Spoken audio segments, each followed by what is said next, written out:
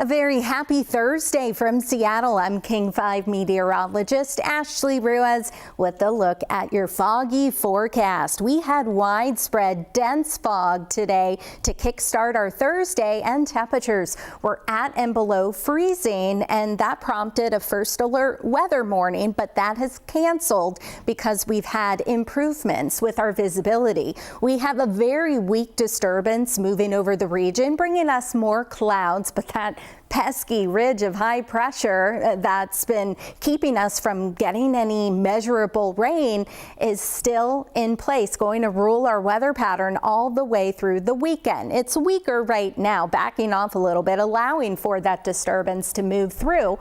Now our rain chances look to increase later next week, and it's not even a guarantee. We have a whole week to watch out for that in terms of how much rain, how much mountain snow. But in the meantime, we'll have more clouds today, keeping temperatures a little cooler. And then over the weekend, starting tomorrow, we'll have some patchy fog and then afternoon sunshine. But our overnight temperatures and our mornings are going to be at and below freezing for much of the area. Looking ahead to Sunday, big day here in Seattle. The Hawks take on the LA Rams for the NFC Championship, and the weather looks to cooperate. We could have a couple of showers moving closer to the coast late Sunday and into Monday. It's just not looking very promising right now. The big picture, we have more clouds moving overhead, all thanks to this disturbance, bringing some showers closer to the coast, as well as more clouds to the coast than what we've been dealing with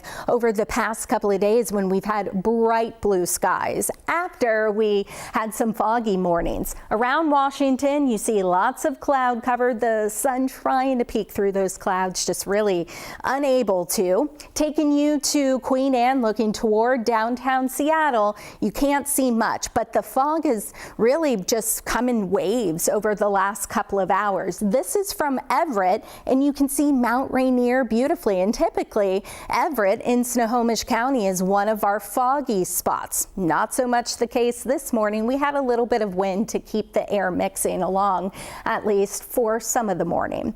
Highs today in the 30s and lower 40s, some mid 40s out there as well. Winds are going to be light. Tonight, we could have winds starting to pick up a little bit, maybe some easterly winds, and that would keep widespread fog from developing, but it is going to be cold in the 20s and 30s.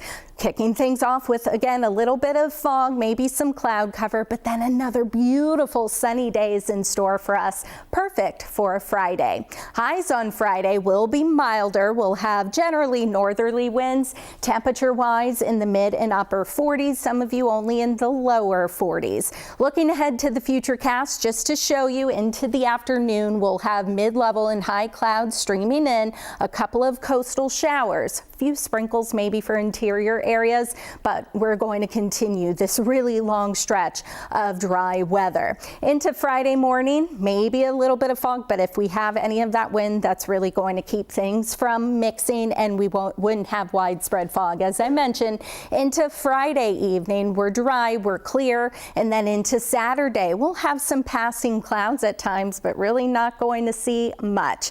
And speaking of our Seahawks, as I mentioned, the NFC Championship game kickoff 3:30 at Lumen Field here in Seattle, and we'll have pretty chilly conditions. Pre-game, this is afternoon, not including tailgate time early in the morning, going to be in the 20s and 30s. By kickoff, 44. It looks to be mostly dry, and this is what you're going to hear all about. If you have friends and family traveling, say from east of the Rockies, especially some of the big hubs from Texas all the way through North Louisiana, Arkansas, North Mississippi, into much of essentially the eastern side of the United States into the deep south, Saturday, so Friday, Saturday, and Sunday, it's going to be very difficult to travel, if not going to see some very significant icing and snow know, likely going to have lots of cancellations for, again, some of those big hubs. So make sure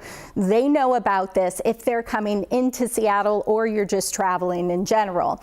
Looking ahead to our forecast into Sunday, we'll likely have increasing clouds, maybe a couple of showers into Monday, and then we'll have Tuesday dry time into Wednesday. This is when it appears as though we'll have the next best chance to even see any measurable precipitation. That's at the earliest. But then again, once again, we'll have temperatures warming up into the 40s to about 50.